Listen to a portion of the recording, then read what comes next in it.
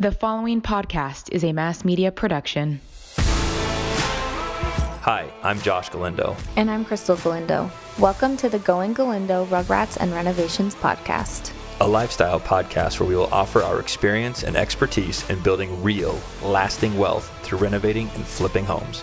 And the chaos that comes with balancing a family of 6, leaving nothing unsaid. Follow our wild ride we call life and apply our lessons to your own journey.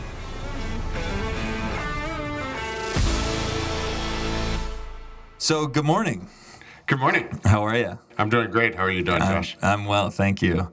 So today we've got Robert Coomer, and he is with Celebrity Home Loans. Yes. Is that right? Mm-hmm. Coomer is somebody that I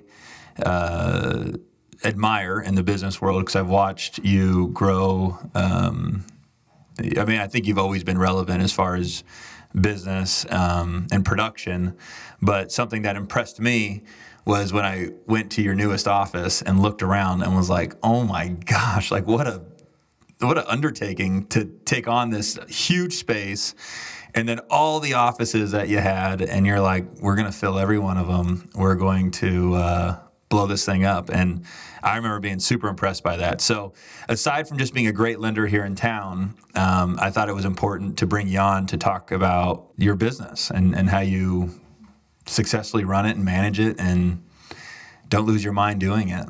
So, been in the business for about 20 years. Opened up our first branch 6 years ago, and kind of hit the ground running. My division is comprised of different branches that I own. I own about 7 of them right now, and then we have 5 additional branches outside of my ownership, but that fall under my leadership. So, combined, we do right at about $1.5 billion a year in production, and with a B.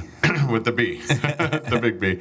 Robert Coomer Group is, it's comprised of a retail and consumer direct ecosystem, if you will. So again, the same way that you and I met, how can I add value to you? And in exchange, I want to do business with you.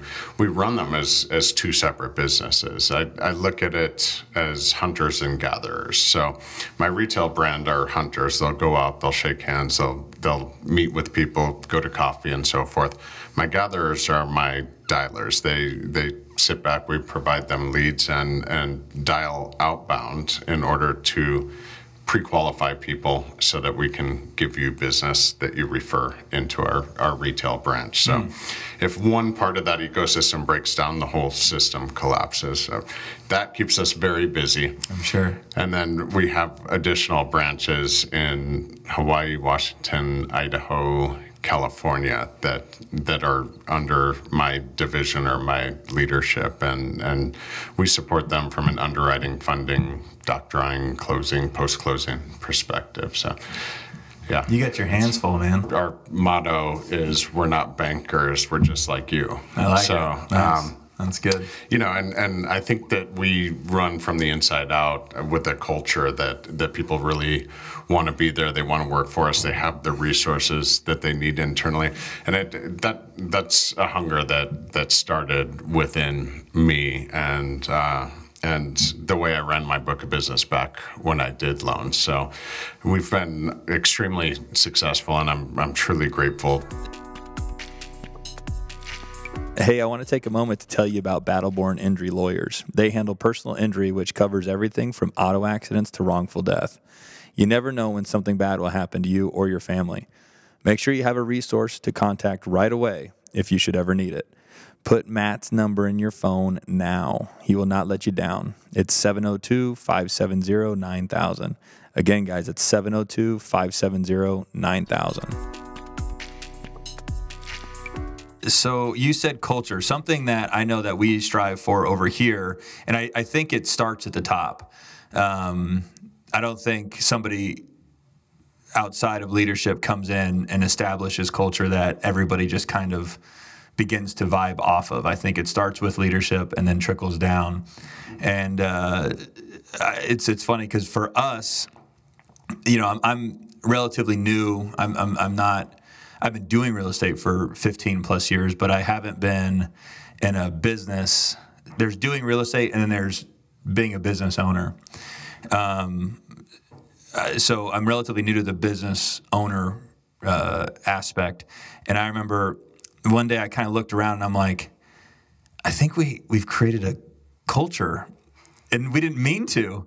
But when I realized that it had been established and happened, then I was like, let's double down on it. Like let's embrace it. This is gonna happen by accident, but now that we know it's here, let's own it and let's expand on it.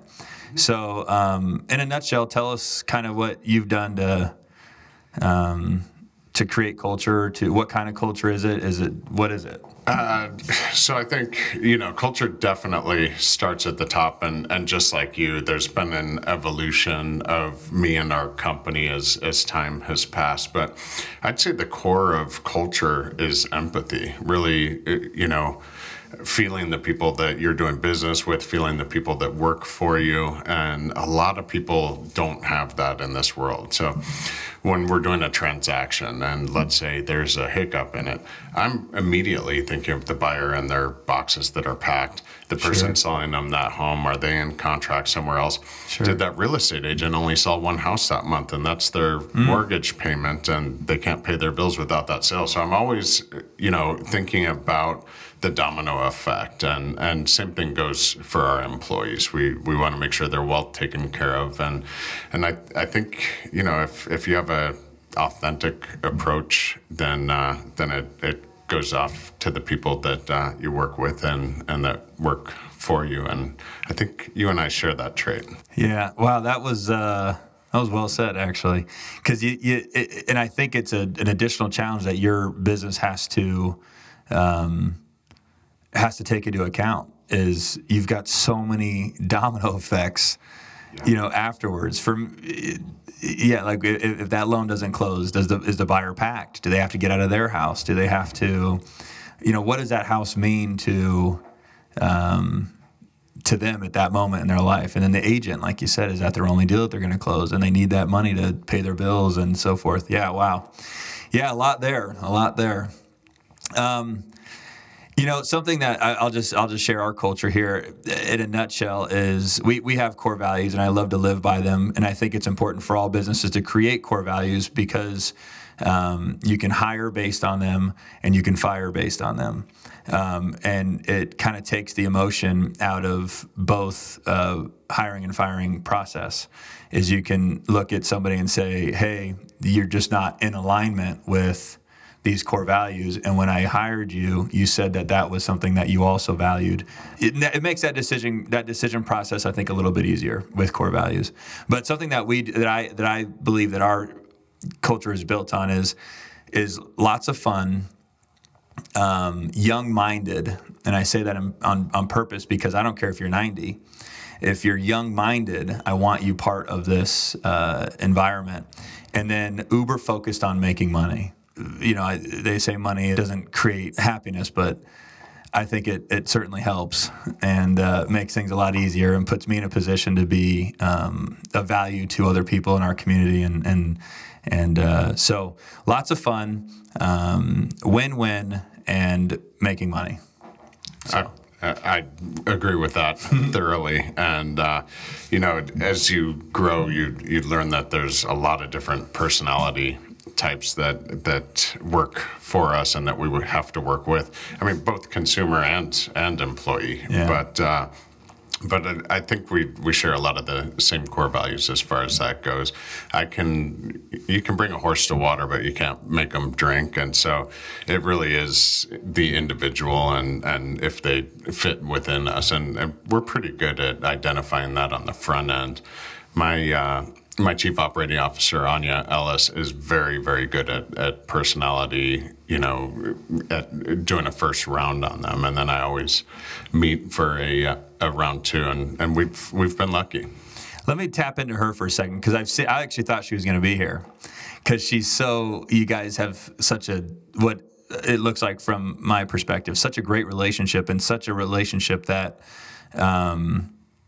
seems to be working so well for you two. Mm-hmm. Is she like I mean, explain her. Is she? I don't want to misrepresent, but is she like a core component to your success? And it may not be Anya specifically. It is, and for you, but I'm saying for like people that are listening, how important is it to have that consistent go-to person that believes in you, believes in your vision, that's owning it, that is there to support you? I know for me, I actually encourage this with my agents. I believe the most successful people have a rock to lean on. I've never been able to run this thing alone. Sure. I need people around me, specifically one individual that believes in me, that drinks the Kool-Aid, and it's been a big part of my success. I think it'd be important, and I'd love to hear it about you and that role in your life and in your business. Yeah, Anya joined me in 2004 when she was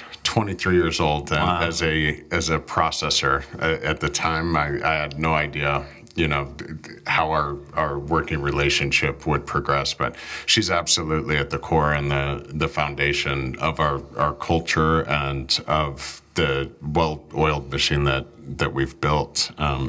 She's by my side recruiting. She's the company psychologist. She's very protective over me and our reputation. So if anything's going wrong, she's front and center, addressing it head on and fixing it. So we have a really good dynamic. I'm more of a bold personality with an opinion on everything, and she's very calm and listens, hears it out, and will translate it into Coomer language at times.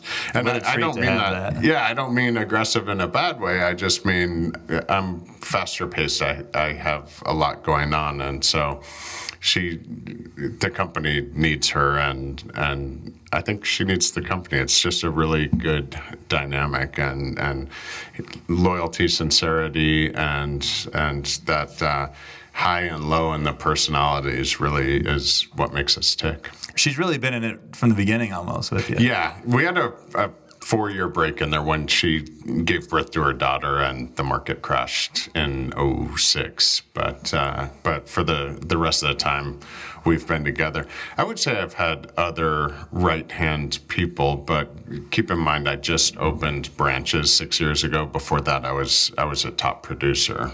So when I started opening branches and expanding our footprint, she has been by my side the whole time. So cool. So cool. Yeah, I love that role in a business leader's life. I think it's cool. And the ones that I've witnessed, the mentors that I've got, they all have that person. All right, guys, let me make sure I give myself a really quick plug here. I just want to take a moment and make sure I'm crystal clear on what Galindo Group Real Estate offers to the Las Vegas public. We have a company called Galindo Buys Houses that buys homes as is, all cash, and can close in as little as 7 days with no appraisals, no commissions, and we pay all of the fees associated with the closing. So the number we give you is the number you should walk away with from the closing table. You pick your close date, and if you need to, you can stay up to 3 weeks after closing, giving you a home and the much-needed cash to make future decisions. Galindo Buys Houses is a locally owned company that takes the profits generated here in town and reinvests them locally. We're not that big hedge fund that takes the profits generated here and sends them off to New York and other big cities. I employ people here locally and invest here locally. If you or anyone you know is behind on payments, repairs, or inherited a tenant disaster, don't hesitate to give me a call. We will get you an offer in 5 minutes or less and close in 7 days or less. So please take this number down. It's easy, 820-CASH. Again, it's 702-820-CASH. Talk to you soon. Why is Robert Coomer the best lender in town? Why is Robert Coomer the best lender in town? I would say we take a backwards approach to mortgage lending. So when I opened my first branch 6 years ago, I'd lost a lot of money doing it. I built the infrastructure first. So I built the operations, and I made sure we had a ton of experienced brain power in the building, and every loan is almost pre-underwritten before it moves forward. So when a loan officer originates a file, it always sees somebody to make sure it's a viable transaction. Kind of the motto from Field of Dreams, if you build it, they will come. Well, I built it first. I didn't hire a bunch of sales guys first and then, what are we going to do? How are we going to get this closed? So I would say, sincerity, intelligence, and a well-oiled machine with full infrastructure is what makes us different. We're quick, we're precise, and we can maneuver. That's cool. Yeah, no, I love one of the things that I thought was really cool about our relationship is that you made it a win-win. Is there's so many lenders. While I'm not necessarily personally, the brokerage obviously services this business, but me personally, I focus on my flips. So with that comes with a lot of volume, and then to the outside industries, they believe that it's all retail business. So having said that, I get a lot of escrow companies that come in here and go, hey, can I have your business? I get lenders that come in here and go, hey, please give me your business. And while I'm not necessarily representing buyers where I would need a lender for that, I always sit down and I ask them, and I say, because I'll bring in my retail girl, which is Caitlin. She handles all the retail business that comes to me specifically. And we'll sit down and I always look back and I go, where's the win for me? So if I jump ship for who I'm already working with and move everything over to you, that's a big task. It's not easy.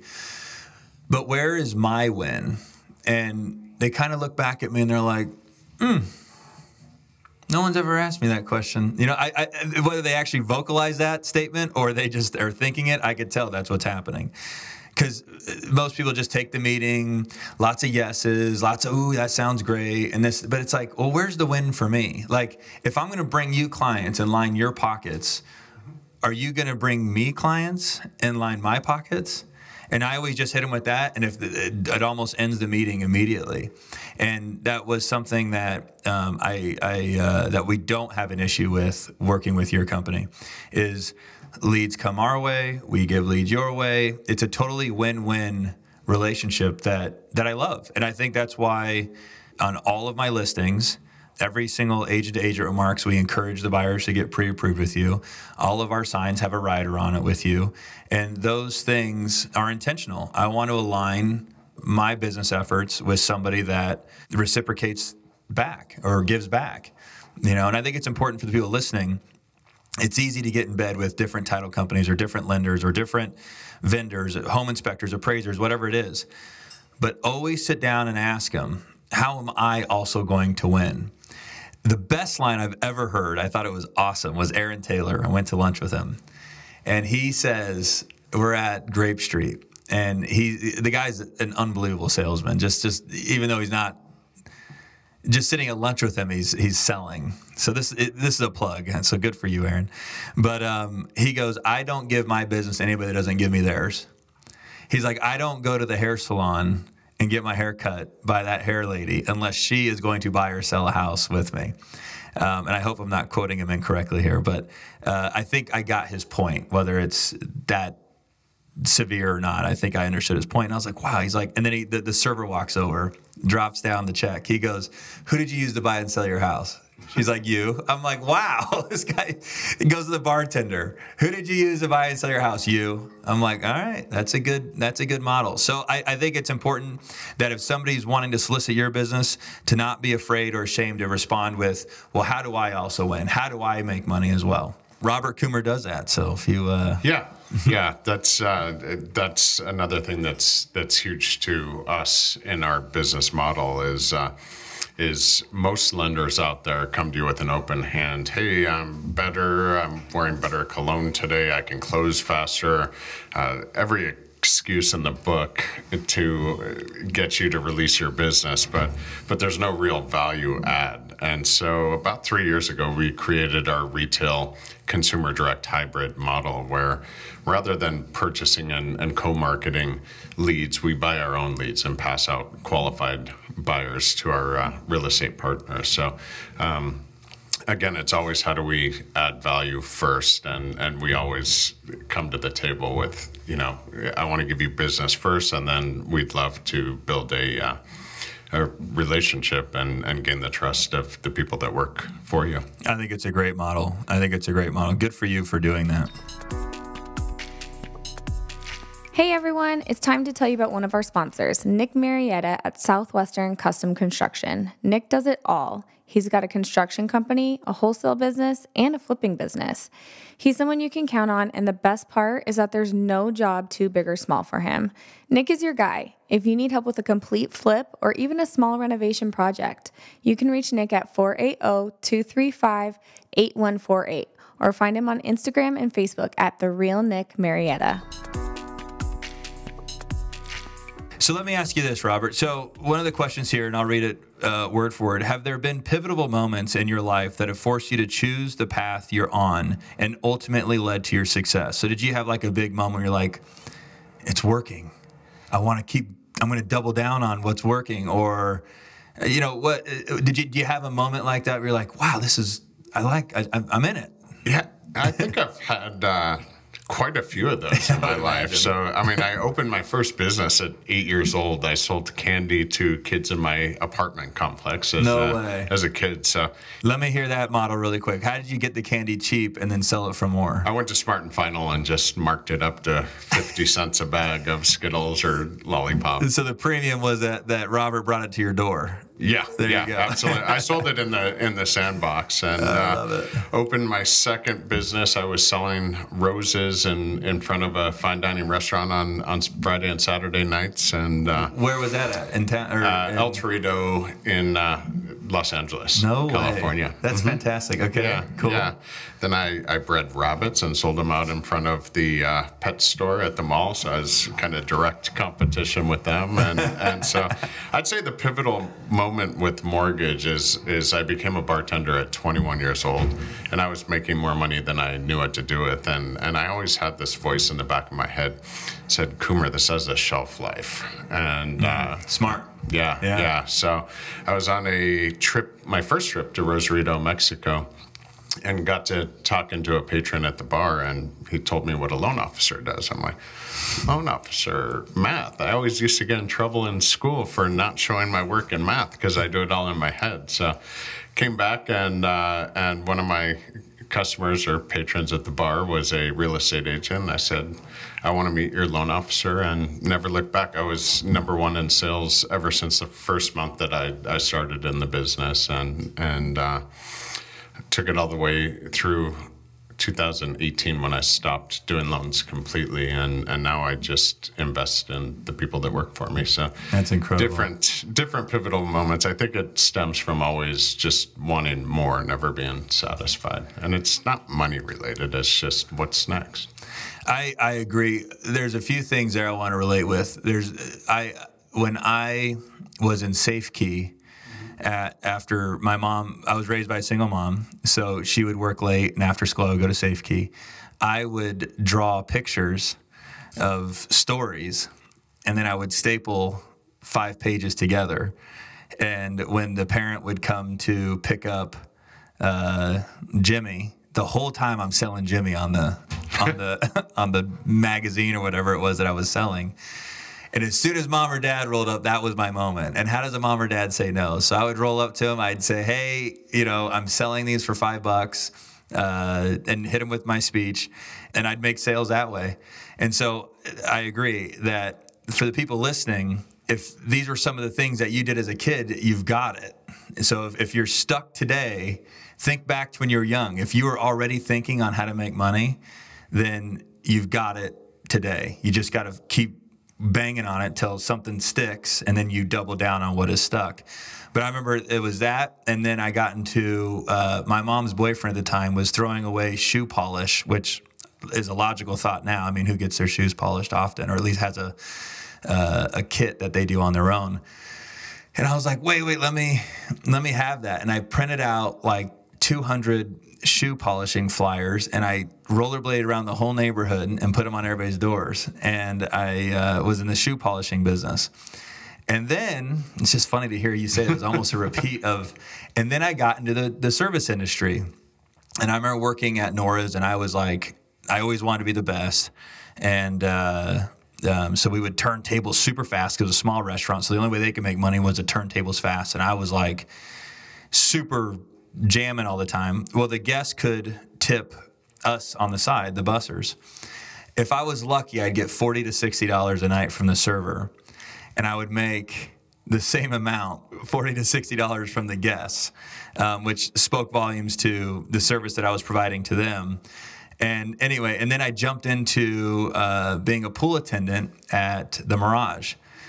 And I remember this was a pivotal moment for me, like what you just kind of described, is I made $386 in one day selling chairs.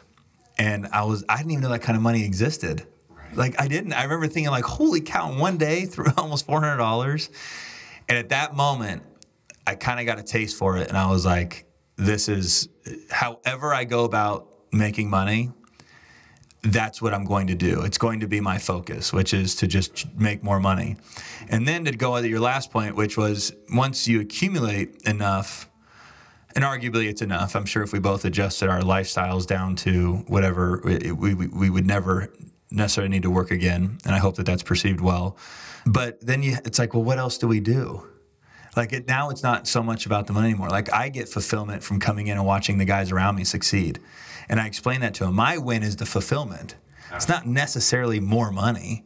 Now that's great. That's a side effect of it, but it's the fulfillment I get. And I'm sure you get that seeing a new loan officer come in that's hungry and driven and has all the traits needed. And then you watch him just crush it. That's got to feel really, that's almost the feeling's got to be comparable to whatever he makes for the company to what you're feeling just watching this guy succeed in the environment that you've created for him. Absolutely. And I mean, especially with our call centers, a lot of these people come to work for us at, they were making $12, $13, $14 an hour before, and 12 months in, they're making six figures. So, I mean, it's unbelievable. That's got to feel every bit as good watching that happen. It absolutely does. And the pure admiration and how thankful they are to you for teaching them a new career and then holding true to your word when you hire them. Because it really is a leap of faith. I mean, they're going and taking their education, they're passing their mortgage tests, and it could be a flop, but it's not. And again, we see our people to success. But one of my big quotes is WinWin. And then I always say, if it can't be a win-win and somebody has to lose, I look around to all of the parties and I say to myself, how do I create something where the most amount of people win? If you do have to have a loser, then I go, well, how do I make sure that the most amount of people win? Sure. So that's something that I certainly live by. Win-win. As long as I'm taking care of people around me, people are taking care of me. So is there something that you kind of live your life on a daily basis and kind of live by? Yeah. It's pretty simple, and it's personal, and I use it in business. It's start where you are, use what you have, and do what you can. If you use those three, Say it one more time. Start where you are. Okay. Because you are where you are, yeah, right? Yeah. Use what you have because you don't have what you don't have. There you go. And do the best you can. Do what you can every single day. Put in your 100% and you'll see results from it. That's cool. So I've had that since I was probably 18 years old. Yeah. Yeah. That's fun. Yeah, no, I like hearing stuff like that. There's always something because you say it in your mind and you're like, that worked. So you're like, I'm going to use that one. Yeah. That's kind of what this whole game is. It's like every day, I always tell people in my office, every day I wake up, I have faith in the system that I've built. You got to have faith because there's times where things are great and there's times where things aren't. And if you let the times when they're not get in your head, that means you've lost faith in your system. And then it just erodes your, confidence to move forward away. So every day I wake up, I kind of just go, today I'm going to take a big breath, suck in air, and hope I blow out money. Right. And what that formula looks like, I don't know if I know it every single day, but I just have faith that that will happen. Yeah, and I have to say, no matter how rough the day was yesterday, somehow, some way, it's God's gift to me. I wake up happy every day. It's like 51st dates. I could be in the worst argument with my wife the night before, and we don't argue very often, but I get that. I wake up in the morning and I'm happy, and she said, well, don't you remember what happened last night? No, honey, it's a new day. That was yesterday. That's cool. Nothing's big enough to take me down tomorrow, and I just wake up that way naturally. So. Such an optimistic mindset. So that's organic. It's organic. Yeah. But now you're aware of it. A lot of our character traits are organic, and over time we become aware of them, and then we're like, okay, I'm going to do that more. You know.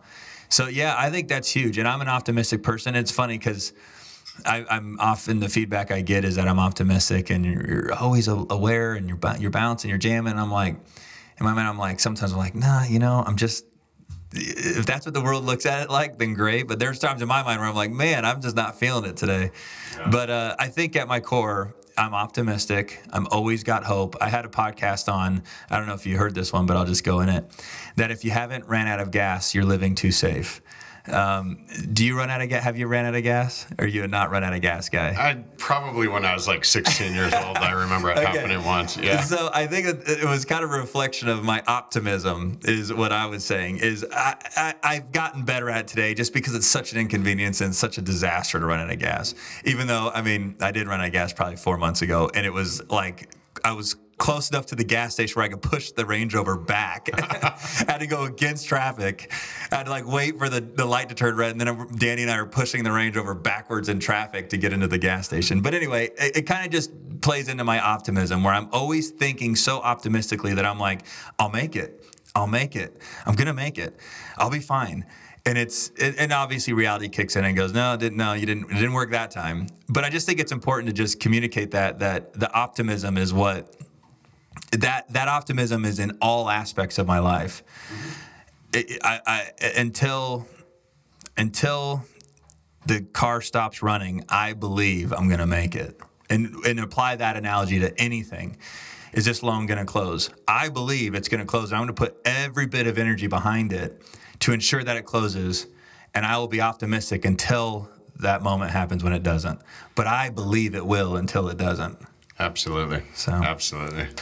All right, cool. And you're a family guy too. I mean, why not tap into that? You've got. Yeah, I've got 5 kids. It's incredible. So, got me beat by one. Yeah, 18, 17, 14, and 5-year-old twins. So we are on our toes. We have everything from hockey to soccer, cheerleading. One in college. Yeah. Wow. Yeah. So it's a lot of fun. And is there have you a system and procedured your way around how to manage all that, or do you just kind of figure it all out and fill it all in? I'm a make it up as I go along kind of guy. I do too. Yeah. I've heard some people say, like, when I get home, I leave the phone at the office and I shift into dad gear, and that's not my approach. But yeah, I didn't know if maybe you were. No, I mean, certain stuff comes up where I have to have my phone on, but we do eat dinner at the table together every night, and I share a special bond with each one of the kids. So definitely present, but I don't have any quirky rules around it. Yeah, I don't either. Yeah. Do you include them in the business? They know what Daddy does. I have not brought them to. I have not included them in the business yet. I really want them to pursue college and so forth. And then did you go to college? Yeah. Got all the bells and whistles, Robert. No, something I do with my boy, and for me, if he wants to be a professional chess player, I'd support him in that, and be the rock star dad over there cheering him on the whole time. But something that I do with him is he's probably been in about 100 of my flips. So I'll take him and show him around and show him what I did and show him how to be good to the workers and all the people around him. He comes to the office. He understands my rental portfolio. I've brought him to appointments where I go and meet tenants for the first time, and it's kind of a win both ways, because a tenant then perceives me as a human being versus just a landlord. So that's kind of a win in that direction. And then he gets to witness how to communicate and interact with new people. And these are all traits that I'm trying to maybe subconsciously teach them. My girls, they don't have any interest at all. So they don't, when I go, you want to come with dad to go see a house? They're like, no. So they haven't got to see it. Yeah. Well, my oldest two are my girls, and, they're both more artsy. One wants to become a veterinarian. The other one is just real artsy. And so my 14-year-old, he has shown interest in mortgage, but I mean, it's kind of a desk job. I want him to really, they've been at a couple of my staff meetings, and we do family events with the staff all the time. So we do a couple of charity events a year, usually where the whole staff brings their family, their kids, and they interact. So they definitely know my staff and have been at events of ours. But as far as putting together a mortgage, we really haven't gone through that. Yeah, and I could see that. Like, I don't know if I'd want my kid to become a real estate agent. Right. Honestly, exactly. I didn't go to college, but I would highly encourage. I'd love to see my kids go that route. I think life is a little easier when you've got that behind you. Yeah, it is, and keep your eye on the ball, kids, and then the world is your oyster. Yeah, for sure. Hey guys, I want to take a second to shout out one of our sponsors, the House of Vegas. I've used quite a few home staging companies, and they are by far the easiest ones to work with. There's no drama, they won't nickel and dime you, and in my experience, they act quickly with little notice. Staging your listings makes a huge difference. Thomas at the House of Vegas can help you out. Call him at 310-503-3611. So we like to talk about creating lasting wealth. So, obviously you're successful. You're making money. What's your game plan? Everybody's kind of got a different game plan. I was talking to a fellow flipper here in town, and he's like, I don't know if I want to buy rentals. It scares me. What if the market changes? I'm putting all my cash into this. He has his reason. And I go, there's nothing wrong with hoarding cash. You may retire with $10 million in the bank, and that may be your retirement. For me, mine is I buy rentals and live off the cash flow. So is there any advice or model that you live by to? So I got pinched when the market crashed in 2007. So I went very, very heavy cash-wise first. And then between my primary residence and my second home in Idaho, we've got quite a bit of equity, and now I'm starting to create passive investments. So I own my office in Arizona. I own one of my offices out here, and so if I'm my own tenant, I don't have to worry about renters. So there you go. Not quite. Haven't gotten into individual investment properties, but I definitely own real estate. Nice. So you like to buy real estate and have it cash flow, however that looks. Yeah, as long as I'm in control of it. So if I'm my own tenant or if it's my second home, I got pinched once before having renters. I just wasn't that good at it. Yeah, no, and if you're not, then it's not. Right. I could see that in you, that you're not going to want 50 tenants that you got to chase down for $1,000 a month. Yeah, and I mean, I had one guy, my mom's in the hospital, and I found out it was a meth house, and it cost me $25,000 to convert it back 10 years ago. So I'm like, it's that's just true not, story. True story. Yeah, because meth houses, you got to go the whole way to fix those. Yeah, it costs an arm and a leg. I'm like, God, that's every bit of rent money I got from the guy and equity I had in the house. Yeah. So. Oh, that's funny. Yeah. Good. So buying real estate. Yeah, buying real estate and staying in control of who occupies it. And let's tap on that just for a second. I want to try to drop as many nuggets as I can. Staying in control. So I was similar. When I got into real estate in 2005, I was doing land deals. Obviously, I didn't have enough money at the time to take down anything on my own. So I was always taught and educated to participate in the capacity of a passive investor. Put $25,000 and $50,000 into a multi-million-dollar partnership. Now I get to participate in the gains, but I don't have all that kind of money. Sounded very attractive. It was sexy. I was all into it. I was dumping every commission I had into these partnerships. Market corrects, and now the managing member of that partnership was in complete control of what happened to my investment. And if they were, who knows? Long story short, I ended up losing almost all of my positions in those partnerships because they were poorly managed when things got tough. Something I took away from that was I want to be in complete control of everything that I put my money in. I never want to be a passive investor again. I don't want to believe in somebody else's pitch. The pitch is my pitch, and that's where my money's going to go.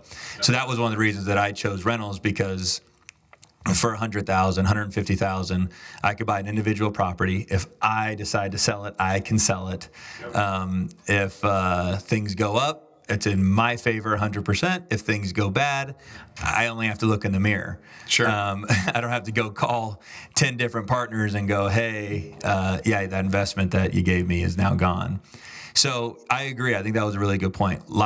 Being in complete control. Is that a model that... Yeah, I really haven't had partners just because, I like to be aware of every decision I make, and I take full responsibility if I make a mistake. I don't think you always succeed either. We don't always succeed. No. It's just, I bet on myself, and I've been a little more conservative the second time around. After the market crashed in 07, and like you said, if there was no more work, I'd have to downsize my lifestyle, and my family would be just fine. So, we try and be smart about things.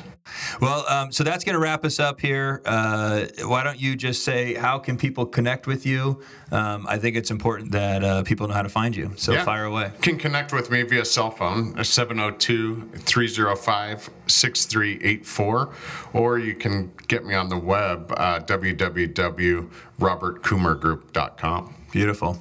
Cool. Well, thank you very much for being here and giving us an hour of your time. I know you're busy, and I can vouch for Robert. He's a rock star. So anybody out there, please feel free to use him and reach out and see if you guys can create a win-win relationship. Yeah. Thank you for having me. Of course. All right, guys, that's going to do it for today. Thank you so much for listening.